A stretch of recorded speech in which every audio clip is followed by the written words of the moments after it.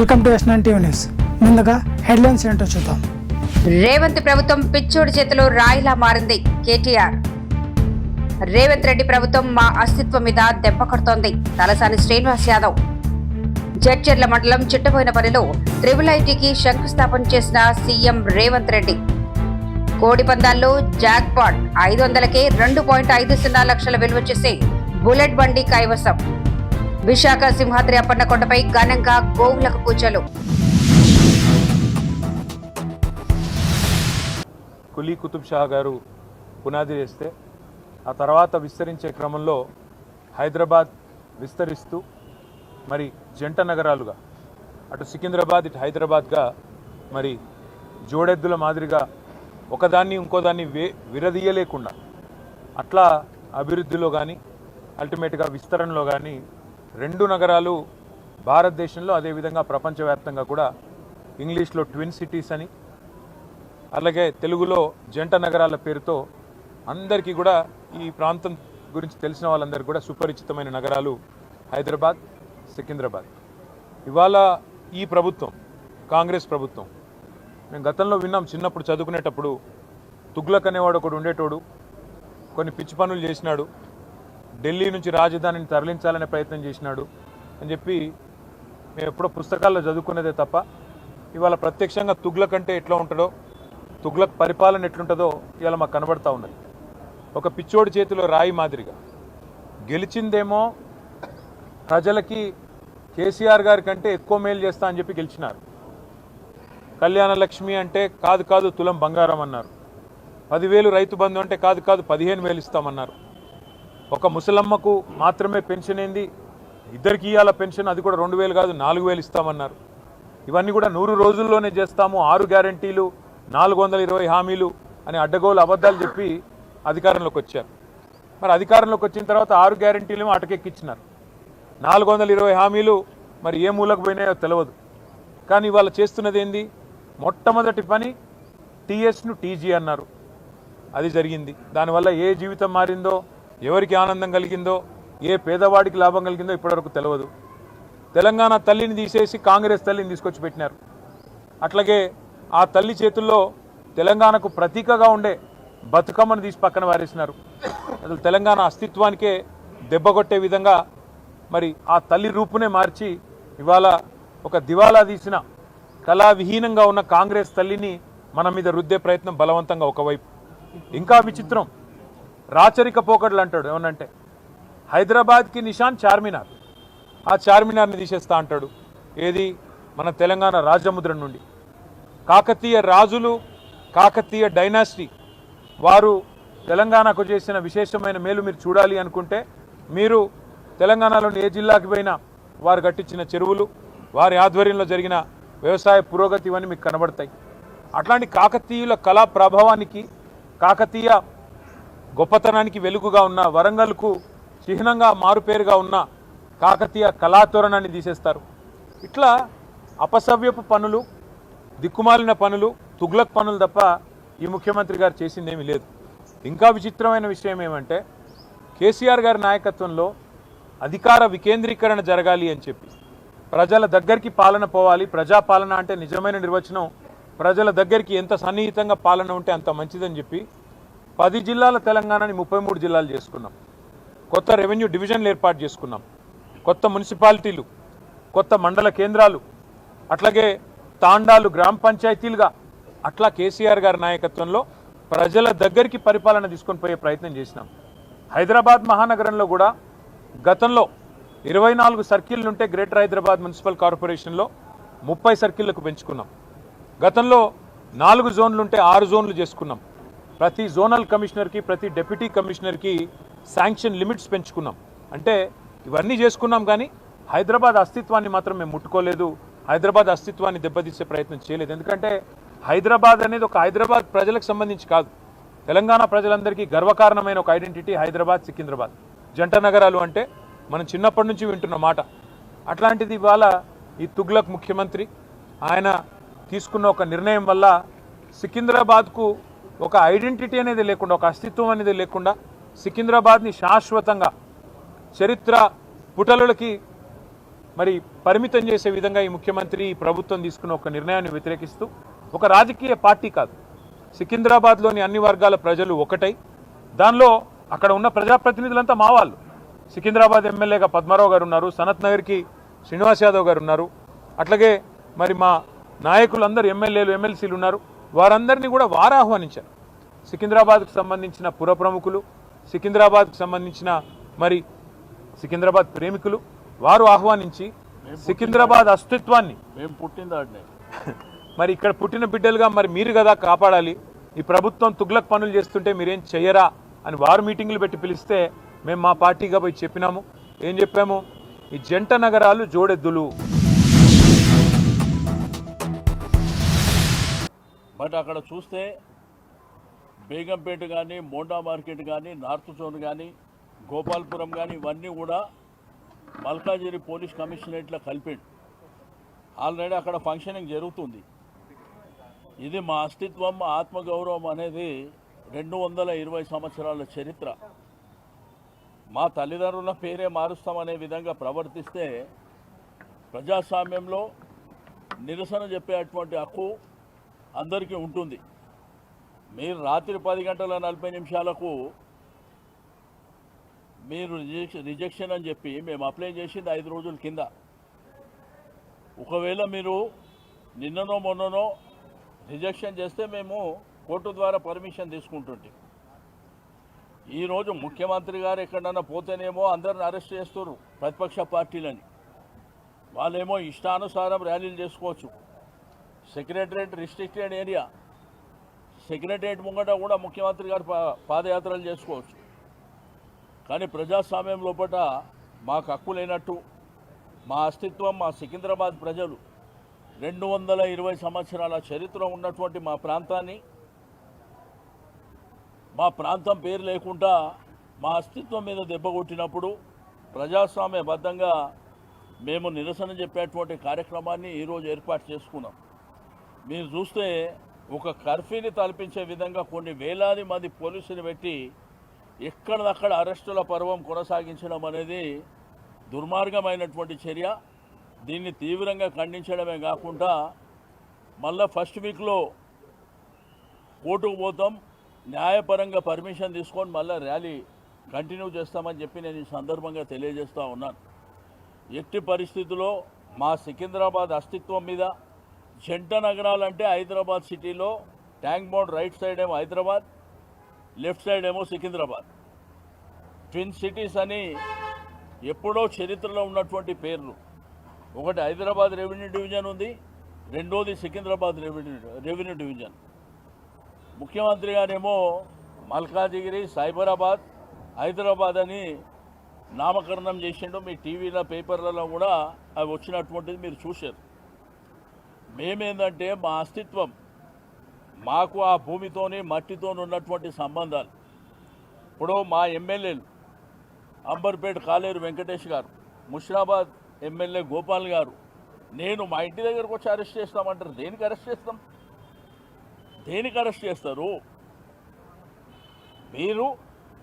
మీరు ఓకే అని చెప్పిన తర్వాత నిన్న మీ పోలీస్ యంత్రాంగం అంతా, ఏసీపీలు, సిఏలు అందరూ మొదలుకొని అందరూ కూడా రోడ్ ఇన్స్పెక్షన్ చేశారు. మాది శాంతియుతమైనటువంటి ర్యాలీ, పొలిటికల్ పార్టీ కండువాలు పెట్టుకునే ర్యాలీ కూడా కాదు. దాంట్లో అందరిని ఆహ్వానించినాం. మీకు విద్యారంగ సంస్థలు కానీ, వ్యాపార రంగ సంస్థలు కానీ, అడ్వకేట్లు కానీ, డాక్టర్లు కానీ, విద్యార్థులు కానీ, మహిళలు కానీ, అన్ని సంఘాలు, నీకు కిసంగంజ్ మోండా మార్కెట్ కానీ, బోయినపల్లి మార్కెట్ కానీ, బట్టల బజార్ కానీ, అందరినీ కూడా మరి ఇన్వైట్ చేసినాం. బట్ ఇదేం పద్ధతి? ఈ పద్ధతి లేకుండా ఇష్టానుసారంగా పోలీసు రాజ్యం నడిపిస్తామనుకుంటే మీ కర్మ మేము చేసేది ఏం లేదు. ఇది శాశ్వతంగా మాత్రం ఈ ప్రభుత్వానికి మంచిది కాదు, అది గుర్తుపెట్టుకోవాలని చెప్పి నేను ఈ సందర్భంగా తెలియజేస్తూ ఉన్నాను. ఓకే, ఇవాళ మీరు పైశాచిక ఆనందం పొందిండొచ్చు, కానీ అల్టిమేట్గా మళ్ళీ చట్టపరంగా, న్యాయపరంగా మేము పర్మిషన్ తీసుకొని మళ్ళీ ఫస్ట్ వీక్లో ఈ కార్యక్రమాన్ని కార్యాచరణ చేస్తాం. మిత్రులారా, ఈ నూతన సంవత్సరం సంక్రాంతి పండగ పాలమూరు జిల్లాకు వెలుగులు తీసుకురావాలని ఈ జిల్లా దేశానికి ఆదర్శంగా అభివృద్ధి జరగాలని మనస్ఫూర్తిగా ఆలోచన చేస్తూ ఆకాంక్షిస్తూ ఆ దిశగా ప్రణాళికలు సిద్ధం చేసుకొని ఈనాడు IIIT కావచ్చు లేదా మహబూబ్ నగర్ జిల్లా ముఖ్యంగా పట్టణ కేంద్రంలో వందలాది కోట్ల రూపాయల అభివృద్ధి కార్యక్రమాలను ఈరోజు మనం ప్రారంభించుకోవడం జరిగింది. మిత్రులారా, మీకు అందరికీ తెలుసు, పాలమూరు జిల్లా అంటే కష్టానికి మారు పేరు. ఈ దేశంలో ఎవరు ప్రాజెక్టు కట్టాలన్నా అది ఇక్కడ కట్టే శ్రీశైలమా, నాగార్జున సాగరా, SRSP కాదు. ఈ దేశంలో ఏ మూలకు సాగునీటి ప్రాజెక్టులు కట్టాలంటే తట్ట పని, పార పని, మట్టి పని పాలమూరు బిడ్డలే బాగా చేస్తారని ప్రసిద్ధి. ఈనాడు ఈ జిల్లా వెనుకబడడానికి కారణం ప్రధానంగా సాగునీటి ప్రాజెక్టులు పూర్తి కాకపోవడం. రెండవది, ఈ జిల్లాలో విద్యా అవకాశాలు లేకపోవడం వల్ల, చదువుకోకపోవడం వల్ల నిరక్షరాస్యత కూడా మన ప్రాంతానికి ఒక శాపంగా మారింది.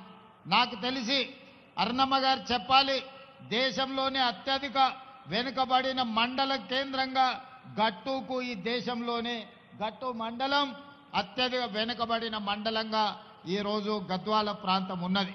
అంటే ఈరోజు తెలంగాణ ప్రాంతంలో కష్టపడే తత్వం ఉన్న, నమ్మకంగా విశ్వాసంగా పనిచేసే పాలమూరు జిల్లా వెనుకబడడానికి కారణం ఆనాటి పాలకులు, ప్రభుత్వాలు మన జిల్లాకు చేయాల్సిన న్యాయం చేయలేదు, ఇవ్వాల్సిన నిధులు ఇవ్వలేదు. అందుకే సాగునీటి ప్రాజెక్టులు ప్రారంభించుకున్నా ఈనాటికి పూర్తి కాలేదు. ఈనాడు పదే పదే ప్రతిపక్షంలో ఉన్నవాళ్ళు ఈరోజు మాట్లాడుతున్నారు, మేమున్నప్పుడు గొప్ప గొప్ప విజయాలు సాధించినము, మీరు వచ్చిన తర్వాత ఈరోజు అన్ని పనులు ఆగిపోయినాయి అని. నేను ఈ వేదిక మీద నుంచి అడగదలుచుకున్నా, ఈ వేదిక మీద నుంచి నేను వివరించదలుచుకున్నా, ఈ వేదిక మీద నుంచి పాలమూరు బిడ్డలను ఆలోచించండి అని నేను విజ్ఞప్తి చేస్తున్నా.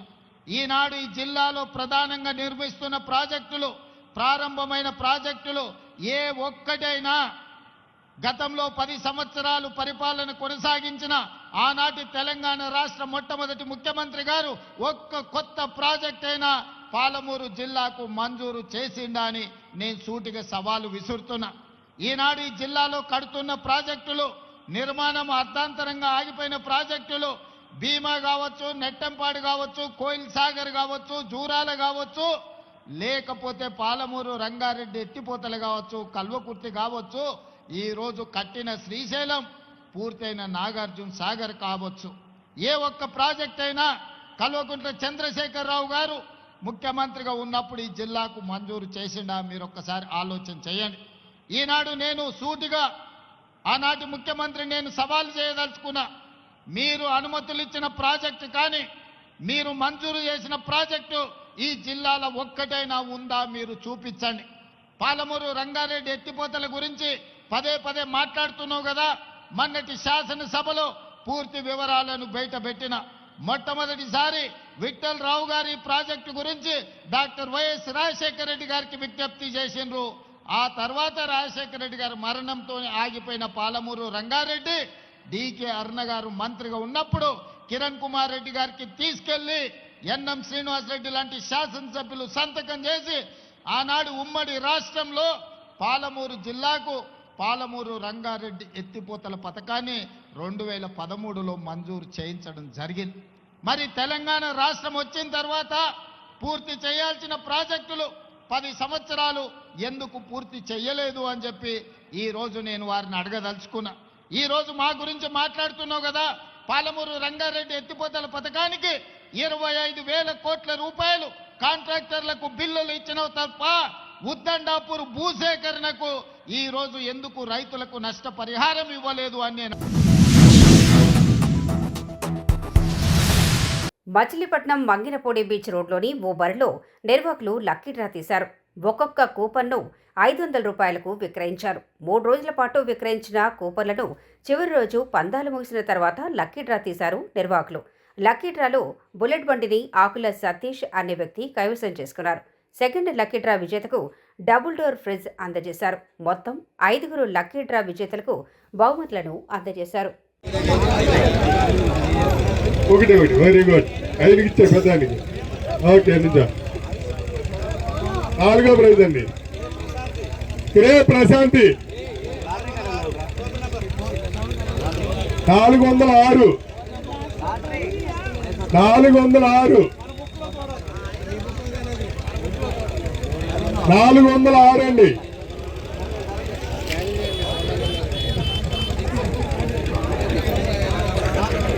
అప్పుడు 406 ఎల్ఈడి టీవీయా చూడొచ్చండి. ఎల్ఈడి టీవీ అదెవరు 406.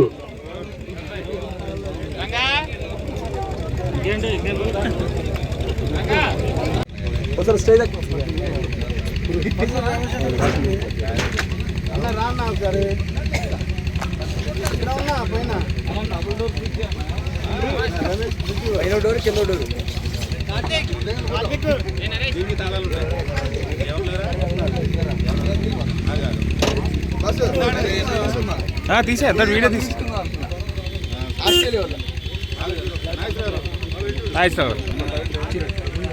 బాబాయ్ ఇచ్చాడు.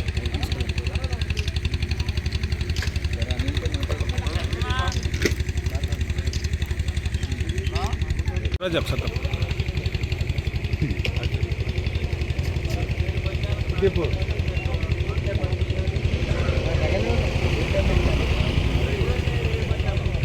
రైట్ పై కొట్టుకో బాబా. ఎలా పట్టుకో పైగానే చూపించు ఒకసారి. ఇలా పట్టుకో ఒకసారి. ఒకే కిందకు వేయాలన్నట్టుగా.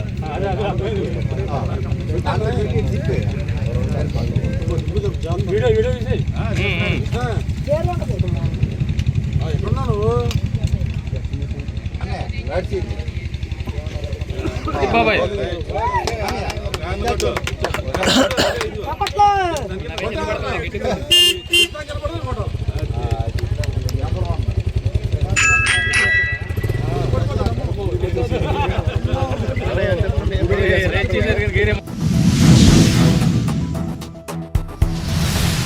విశాఖ సింహాచలం సింహాద్రి అప్పన్న సన్నిధిలో వైభవంగా గోపూజలు నిర్వహించారు. ఆలయ ఈవో సుజాత గోవులకు పూజ చేశారు. ముందుగా గోశాలలో శ్రీకృష్ణ భగవానుడికి ప్రత్యేక పూజలు నిర్వహించి అనంతరం గోశాలలో ఉన్న గోవులకు పూజలు నిర్వహించారు. దేశమంతా సుభిక్షంగా ఉండాలని, పాడి పంటలతో తులతూగాలని ఈ కనుమ పండుగ నాడు గోవులకు పూజ చేయటం ఆనవాయితీగా వస్తుందన్నారు. అందునిమిత్తం ఈ పూజలు నిర్వహించామని అర్చకులు తెలిపారు. ఈ సందర్భంగా భక్తులు గోశాల అధిక సంఖ్యలో పాల్గొని గోపూజలు చేసుకున్నారు. అనంతరం గోవులకు ఆహారం అందించారు. ఆలయ అనువంశిక ధర్మకర్త అయిన పూసపాటి పీవీజీ రాజుకి పూలమాలలు వేసి ఆలయంలో నివాళులర్పించారు. ఇంతటితో వార్తల సమాప్తం. మరిన్ని అప్డేట్స్ కోసం చూస్తూనే ఉండండి S9 టీవీ న్యూస్.